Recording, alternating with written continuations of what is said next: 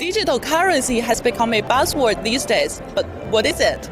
Let's check it out here at the 4th Digital China Summit here in Fujian Province.